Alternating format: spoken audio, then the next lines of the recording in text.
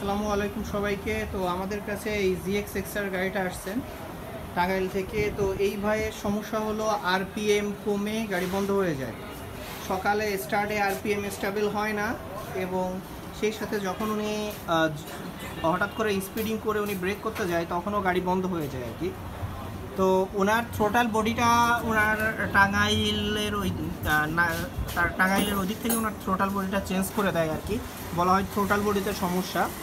So এটা change করতে উনি খুব বেশি সময় হয়নি, আর গাড়ি চলছে 9000 কিলোর মতো। তার মধ্যে উনি একটা ব্যয়বহুল জিনিস অর্থাৎ থ্রোটাল বডি এটা চেঞ্জ করে ফেলছে। আমরা আপাতত এটা অন করব না, কারণ আমরা এটার আইএসসি বাল্ব টাল্ব সব খুলে ফেলছি। এটা হলো এটার আইএসসি বাল্ব।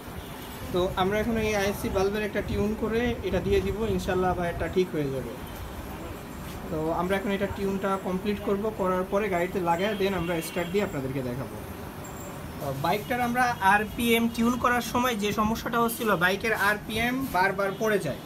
আমি সর্বোচ্চ হাই আরপিএম দিই, মানে টিউন করে রাখছিলাম এইখান থেকে আইএসসি বাল্বের, তো তারপরেও আরপিএমটা পড়ে যাচ্ছিল। দেন আমরা ফুয়েল পাম্পের প্রেশার মাপতে গিয়ে গাড়িটার ওইটা আমরা ভিডিও করা হয়নি আমাদের, ওইটার ফুয়েল পাম্পের প্রেশার ছিল হলো মাত্র 25 থেকে 30। নতুন একটা ফুয়েল পাম্প আমরা আনলাম, যেটা চাইনিজ একটা ফুয়েল পাম্প, মানে শুধুমাত্র মোটরটা। তো এখন তার প্রেশারটা দেখেন, গাড়ি অফ করো, অন করো, দেখেন ফুয়েল পাম্পের প্রেশার 75 PSI, মানে মাথা নষ্ট করা প্রেশার। আবার তো এত প্রেশারের ফুয়েল পাম্প আমি আমার জীবনেও দেখিনি, এটা প্রথমবার দেখলাম যে 75 PSI পর্যন্ত ফুয়েল পাম্প প্রেশার দিতে পারে। সকাল থেকে ভাইয়ের বাইকটা কাজ করার পরে এখন আমাদের আলহামদুলিল্লাহ ভাইয়ের বাইকটা রেডি। তো এইখানে যে মোটরটা দেওয়া আছে, এই মোটরটার কিন্তু ফুয়েল পাম্পের প্রেশার অলমোস্ট 75 PSI, যেটা জিএক্স এক্সআরের 50-এর মধ্যে থাকার কথা।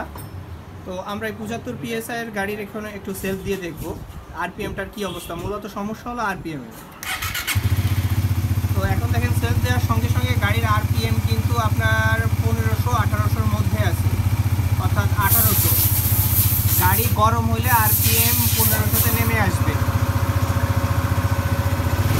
তো এইখানের আমাদের বাকি সব কার্যক্রম শেষ, এখন গাড়িটা আমরা ফিটিং দিব।